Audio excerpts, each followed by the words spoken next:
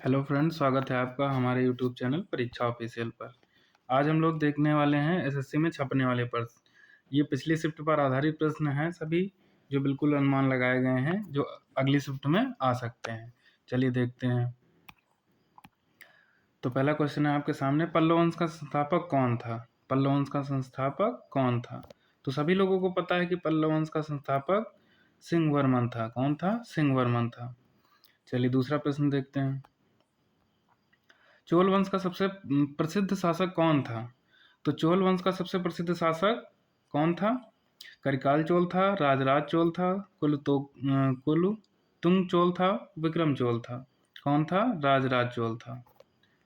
राज उसी ने राज किया था, इसीलिए वो सबसे प्रसिद्ध शासक था और बिल्कुल फेमस ही शासक था उस चोल वंश का। चलिए दूसरा देखते हैं। पांड्य वंश की राजधानी कहाँ थी? पांड्य वंश की राजधानी मदुरई। यहीं पे आपका क्या है? मीनाक्षी मंदिर है। यहीं पे क्या है? मीनाक्षी मंदिर है आपका। चलिए दूसरा प्रश्न देखते हैं हम लोग।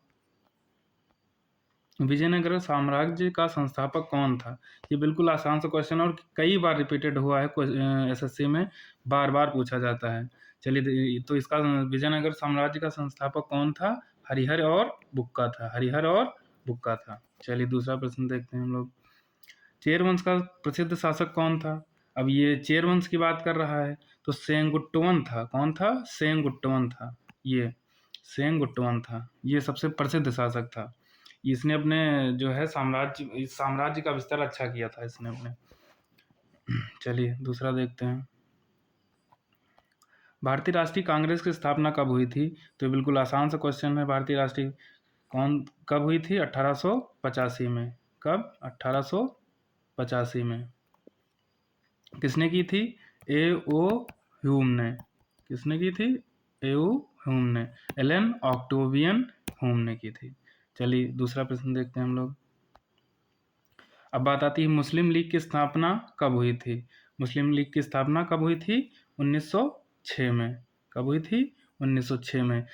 वो 1916 भी दिया ऑप्शन में, 26 भी दिया, 36 भी दिया। लोग कंफ्यूज नहीं होना, ठीक है सभी लोग। 1906 में किसने की थी? सलीम उल्लाह खां और आगा खां। किसने किसने की थी? सलीम उल्लाह खां और आगा खां। याद रहेगा ना सभी को? चलिए फ्रेंड्स देखते हैं अगला प्रश्न। गदर पार्टी की स्थापना कब हुई थी? तो बताइए गदर पार्टी की स्थापना कब हुई थी? सभी लोगों को पता होगा। इसका सभी ये लोगों को पता होगा कि हरदयाल ने की थी इसकी। किसने किया था? हरदयाल ने, लाला हरदयाल ने। कब किया था? 1913 में। कब किया था? 1913 में। चलिए दूसरा प्रश्न देखते हैं हम लोग। हिंदुस्तान सोशलिस्ट रिपब्लिकन एसोसिएशन की स्थापना कब हुई थी? अर्थात HSRA की बात कर रहा है। किसकी बात कर रहा है ये? HSRA की बात कर रहा है। किसकी बात कर रहा है ये? HSRA की। HSRA की। तो इसकी स्थापना कब हुई थी? 1926 में। सभी लोगों को पता है। चलिए देखते हैं कब हुई थी? 1926 में। दूसरा प्रश्न देखते हैं हम लोग। भारतीय कम्युनिस्ट पार्टी की स्थापना कब हुई थी? तो इसकी स्थापना कब हुई थी? 1920, 1930, 1940, 1950। तो 1920 में हुई थी। कब हुई थी? 1920 में। चलिए दूसरा प्रश्न देखते हैं। जीएसटी का पूरा नाम क्या है? सभी लोग जानते हैं जीएसटी का। Goods and service tax. कौन सा है? Goods and service tax. चलिए दूसरा प्रश्न देखते हैं। जीएसटी की शुरुआत कब हुई थी? तो ये बहुत इंपॉर्टेंट क्वेश्चन हो जाता है, ये यूपीपी के पेपर में भी आया था। तो क्या हो जाएगा? 1 जुलाई 2017 से। कब लागू हुआ? जीएसटी की शुरुआत कब से हुई? 1 जुलाई 2017 से। चलिए दूसरा प्रश्न देखते हैं। जीएसटी कितने प्रकार के हैं? जीएसटी हमारे यहाँ पे कितने प्रकार के हैं? 3 प्रकार के हैं जीएसटी। कितने प्रकार के हैं? 3 प्रकार के। ठीक है, पहली, दूसरी और तीसरी 3 प्रकार के जीएसटी होंगे। ठीक है, चलिए अगला प्रश्न देखते हैं हम लोग। जीएसटी कौन से राज्यों में लागू नहीं होता है? तो यहाँ पे पूछ रहा कौन से राज्यों में लागू नहीं होता है। तो जीएसटी जो है सभी राज्यों में लागू होता है। ठीक है, तो इसका ऑप्शन क्या हो जाएगा? डी हो जाएगा। क्या हो जाएगा? डी नंबर, क्योंकि सभी राज्यों में ये जीएसटी क्या है? लागू हो चुका है 1 जुलाई 2017 से। चलिए अगला प्रश्न देखते हैं हम लोग। जीएसटी की दरें कितनी हैं? जीएसटी की कितनी दरें हैं? जीएसटी की 4 दरें हैं। कौन कौन सी? 5, 12, 18, 28 कितनी है? 5, 12, 18, 28। ठीक है। जब दरें पूछेगा, जब ऑप्शन में दिया होगा 4, तो वरना ऐसे तो होता है 0%। ठीक है, 0, 5, 12, ठीक है, 0, 5, 12, 18 और 28। और इसमें जो कभी कभी ये भी पूछ सकता है कि 0% में क्या आते हैं, आपके खुले पैकेट्स के जो दूध बिना पैकेट्स के आते हैं वो 0% में आते हैं। ठीक है, तो ऐसे पूछता है। ठीक है, और आपके जो है जैसे मोबाइल पे पूछता है, फ़ोन पे पिछली बार जो आया था क्वेश्चन यूपीपी में, अच्छा क्वेश्चन आया था। 18% किस पे लगता है आपका? फ़ोन वगैरह पे। फ़ोन पे किस पे? याद रखिएगा, फ़ोन पे। ठीक है, चलिए अगला प्रश्न देखते हैं हम लोग। क्वेश्चन नंबर 16, जीएसटी में कौन से कर शामिल हैं? तो जीएसटी में कौन कौन से कर शामिल हैं? उत्पाद शुल्क, सेवा कर और वैट। ठीक है, तो पहला ही ऑप्शन आप लोगों का सही हो जाएगा।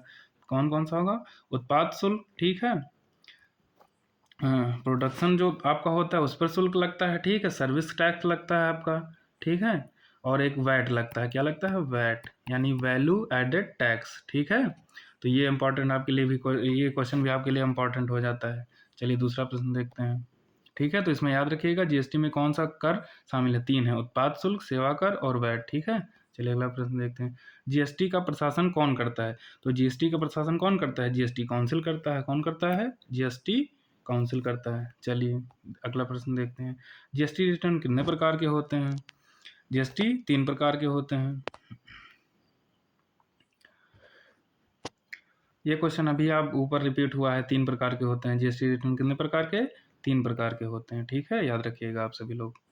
चलिए अगला प्रश्न देखते हैं हम लोग। जीएसटी में कौन से दस्तावेज आवश्यक हैं? तो जीएसटी में कौन कौन से दस्तावेज आवश्यक होते हैं? इनवॉइस, ठीक है, एक इनवॉइस होता है। ठीक है, एक बिल ऑफ सप्लाई होता है कि सप्लाई के, और एक डिलीवरी चालान होता है। ठीक है, तो 3 चीज़ें होती हैं दस्तावेज, ये तीनों आवश्यक होते हैं। ठीक है, चलिए तो याद रखिएगा आप लोग। प्रश्न नंबर 19। चलिए अगला प्रश्न देखते हैं हम लोग। जीएसटी का उद्देश्य क्या है? तो जीएसटी के बहुत सारे उद्देश्य होते हैं। ठीक है, तो इसमें से 4 ऑप्शन में आपको पूछ रहा है। करों की दरों को कम करना, करों की दरों को बढ़ाना, कर प्रणाली को सरल सरल बनाना, कर प्रणाली को जटिल बनाना। तो इसमें जटिल बनाना भी नहीं होगा। ठीक है, और दरों को कम कर देंगे तो नेशनल इनकम कम होगी। ठीक है, और करों की दर को बढ़ा देंगे तब भी दिक्कत होगी। तो इसमें क्या होगा? इसमें करों की प्रणाली को सरल बनाना होगा। ऑप्शन नंबर सी आपका, ठीक है, ये सही हो जाएगा। चलिए अगला प्रश्न देखते हैं। राष्ट्रपति की सलाहकार समिति में कौन शामिल है? तो राष्ट्रपति की सलाहकार समिति कौन कौन सी होती हैं? इसमें आपका क्या क्या होगा? देखो, पहला ऑप्शन दिया प्रधानमंत्री, मंत्रिपरिषद, प्रधानमंत्री, मंत्रिपरिषद, लोकसभा अध्यक्ष, प्रधानमंत्री, मंत्रिपरिषद, राज्यसभा अध्यक्ष, प्रधानमंत्री, मंत्रिपरिषद, लोकसभा अध्यक्ष और राज्यसभा अध्यक्ष। तो इसमें कौन होते हैं? इसमें चारों के चारों होते हैं। ठीक है, तो राष्ट्रपति की सलाहकार, भाई उसको प्रधानमंत्री भी सलाह देता है। ठीक है, मंत्रिपरिषद भी होता है, लोकसभा अध्यक्ष भी होता है, राज्यसभा अध्यक्ष भी होता है। ठीक है, तो इसमें क्या हो जाएंगे? ऑप्शन नंबर डी, इसमें चारों के चारों हो जाएंगे। चलिए अगला प्रश्न देखते हैं हम लोग। राष्ट्रपति के द्वारा प्रदत्त माफी कौन सी होती है? तो राष्ट्रपति में क्या होता है? राष्ट्रपति अनुच्छेद आर्टिकल 72 के अनुसार क्या करता है? किसी भी व्यक्ति की सजा को माफ कर सकता है। ठीक है, तो वो पूर्णतया भी माफ कर सकता है। ठीक है, और आंशिक भी माफ कर सकता है। लेकिन इसमें क्या है? प्रदत्त माफी कौन सी होता है? तो पूर्णतः माफी हो जाएगी इसमें। ठीक है, चलिए अगला प्रश्न देखते हैं हम लोग। राष्ट्रपति के द्वारा जारी किया गया अध्यादेश कितने दिनों के लिए वैध होता है? ठीक है, ये अच्छा क्वेश्चन है, ये रिपीटेड क्वेश्चन है, एक बार आया था एसएससी में, ये 22 में ही शायद आया था। चलिए देखते हैं। तो राष्ट्रपति के द्वारा जारी किया गया अध्यादेश, ठीक है, तो अध्यादेश क्या होता है राष्ट्रपति के लिए? 6 महीने का। ठीक है, 6 महीने के लिए वैध होता है। और ये इसकी जो है वैलिडिटी क्या होती है? 6 सप्ताह तक और रहती है अगर इसमें। ठीक है, 6 सप्ताह तक और रहती है। चलिए अगला प्रश्न देखते हैं हम लोग। तो आपके लिए आज के लिए इतने ही प्रश्न थे। ठीक है, अब हम लोग आगे को देखेंगे जितना भी होगा। अब कल की शिफ्ट पर आधारित हम लोग क्वेश्चन लाएंगे। ठीक है, देखते हैं। चलिए फ्रेंड्स, पढ़ते रहिए और पेपर देते रहिए। आपका दिन शुभ हो। धन्यवाद।